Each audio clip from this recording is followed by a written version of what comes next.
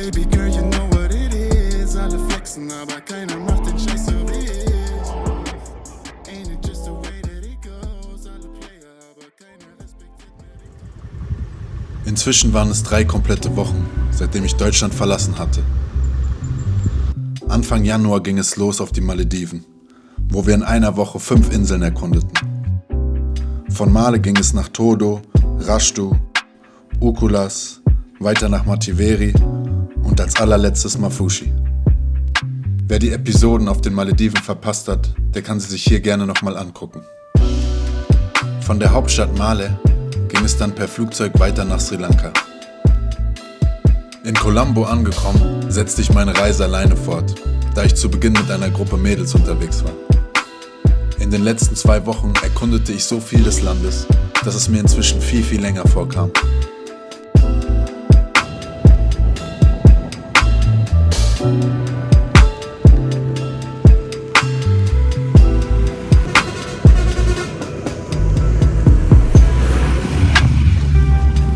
Obwohl so manche Aktion im Straßenverkehr waghalsig erscheint, kann ich nur jedem raten, der in der Zukunft vorhat, mal nach Sri Lanka zu reisen, sich einen Roller für die gesamte Zeit zu mieten, da man viel flexibler ist und selber entscheiden kann, wann es weitergeht und wo man bleiben möchte.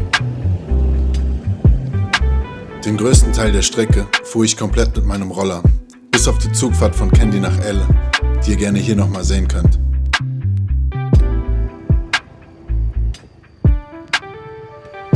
Die Mitte des Landes hatte ich inzwischen ausgiebig abgegrast, inklusive meines kleinen Ausfluges mit Dominde in den nordöstlichen Teil Sri Lankas. So, erster kleiner Stopp nach einer Stunde Fahrt. Ich brauche was zu trinken, ich muss pissen. Guck mal, gibt schönes Gemüse, lecker, lecker, Jeck. Ich brauche aber erstmal was zu trinken. Kleines Kippchen rauchen. Ist okay bei Film? Ist okay? Yeah, no problem. No Pepsi? One Milo. Later, yeah.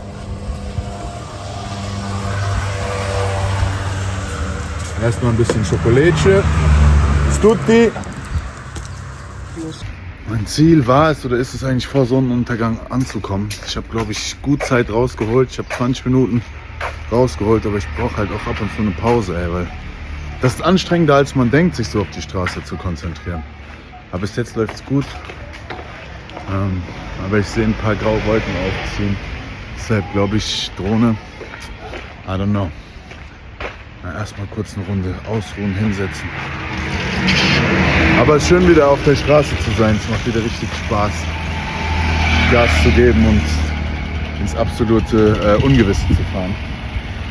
Ach, ihr Lieben, ist das Leben nicht schön, ey. Der Bruder hinter mir hat ein bisschen Krise, sein Moped anzubekommen. Ist natürlich kacke, wenn du hier absolut im Nirgendwo stehst und dann nicht loskommst, ey. Gerade eben hat er ihn noch angehabt. Jetzt hat er Upturns. Trotzdem, man findet hier immer eine Lösung. Irgendjemand wird sich dann anbieten, den Roller zu reparieren oder irgendjemand nimmt ihn mit. Ich habe inzwischen so viele Leute am Straßenrand mitgenommen, die erst dachten, ich bin Einheimischer und dann gemerkt haben, oh, das bin ich gar nicht. Das funktioniert alles. Mein Schätzchen Lilly macht wirklich gute Arbeit, ey. Trägt mich bis jetzt wirklich wunderbar von A nach B.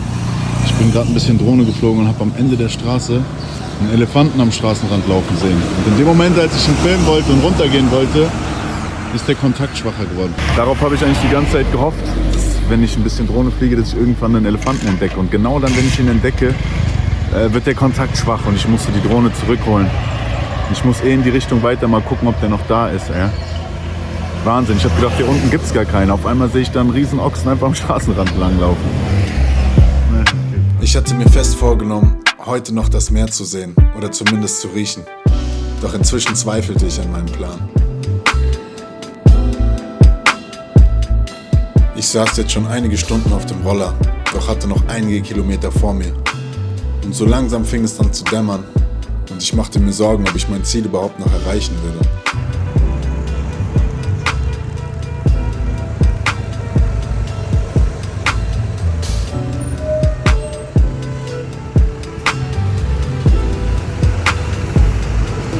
Am I even allowed to drive here? I think my navigation system just. So I have to turn and go back down again. Okay, thank you very much. Natürlich hatte ich mein Navigationsgerät nicht auf Landstraßen eingestellt, dass es mich kurz vor Ende nochmal auf die Autobahn führen musste. So, ich befinde mich inmitten von nirgendwo, Alter. Ich habe mich auf jeden Fall verfahren, weil ich nicht über die Autobahn fahren darf. Bin kurzzeitig auf der Autobahn gelandet und musste dann wieder auf die Landstraße. Und ich habe überhaupt keine Ahnung, wo ich bin.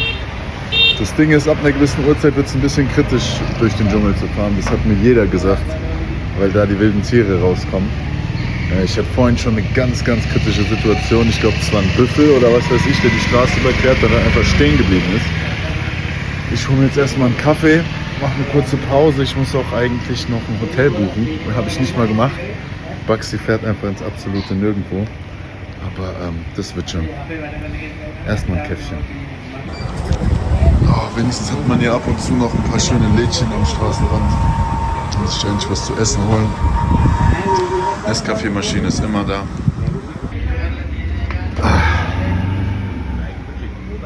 Grüß dich,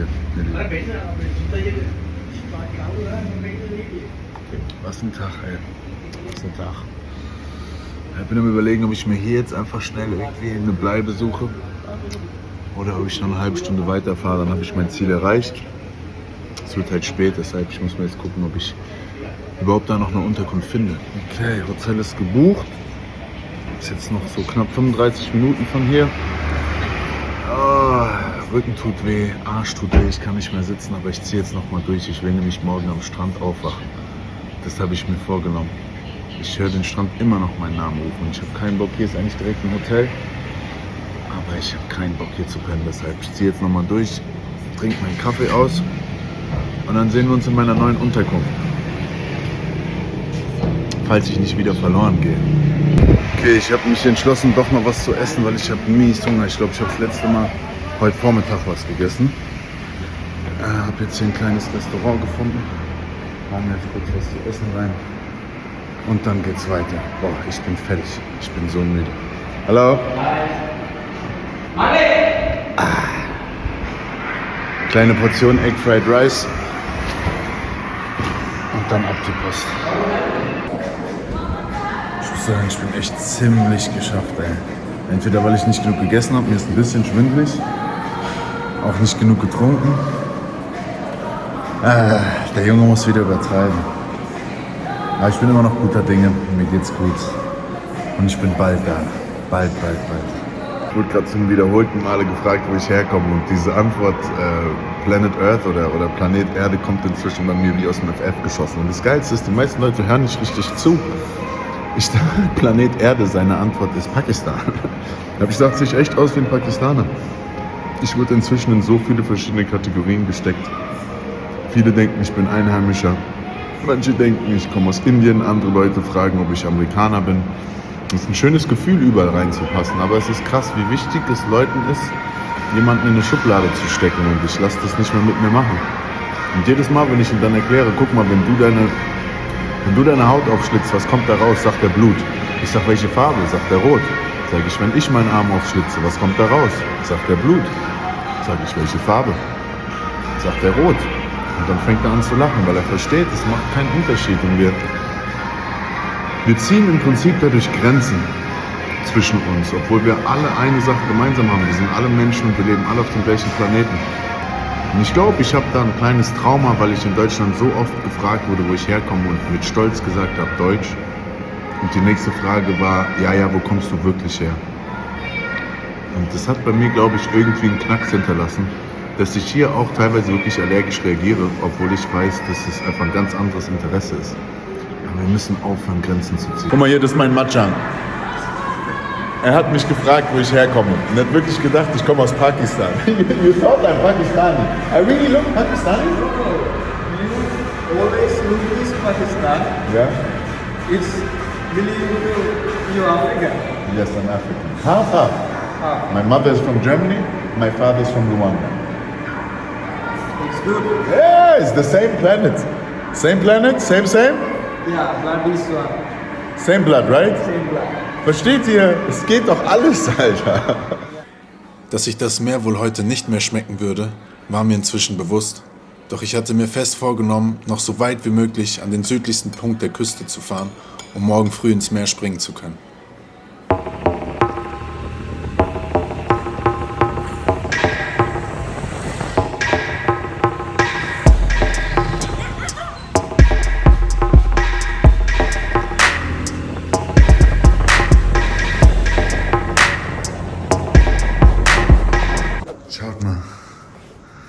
Riesengroßes Bett. Mein kleines Zimmer.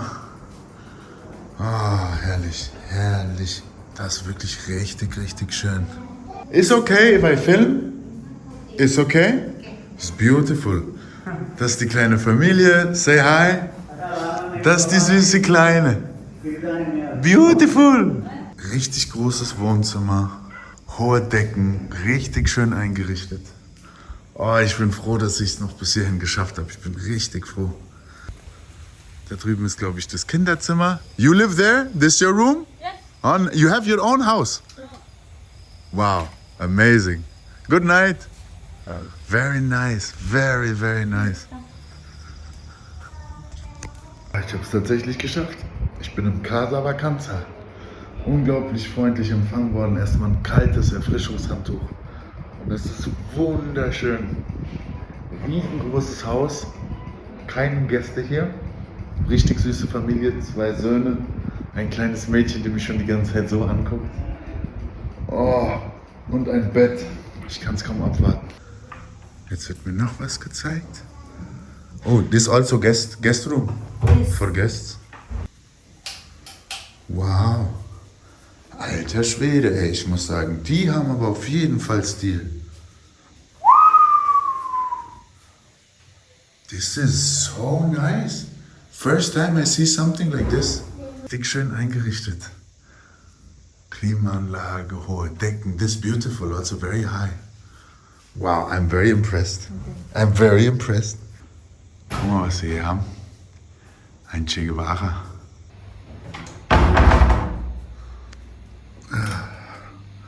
Nice große Dusche. Und das Geilste an der Geschichte ist, ich habe es jetzt erst bemerkt, Duschen unter freiem Himmel. Wie geil ist das denn, Alter? Ich schwöre, es gibt Sachen, die sind einfach mega stylisch. Nach diesem langen Tag war ich einfach nur dankbar, angekommen zu sein. Und dass ich die Nacht bei dieser unglaublich freundlichen Gastfamilie bleiben durfte. Boah, ich fühle mich hier mehr als wohl. Unglaublich krasse Gastfreundschaft. Der Besitzer des Hauses hat selber eine Zeit lang im Hotel gearbeitet, das merkt man auch. Das ist ein Standard, den hatte ich bis jetzt noch nicht in Sri Lanka. Und es ist nicht so, dass ich hier unglaublich viel Geld für zahle. Er hat mir gerade erzählt, dass er vorher russische Gäste hatte. Die haben mehr oder weniger alles kaputt gemacht. Er hat sich gerade dafür entschuldigt, dass die Bartür nicht mehr funktioniert, nicht mehr schließt. Habe mich gerade auch mit seinem Sohn unterhalten über Kryptowährung.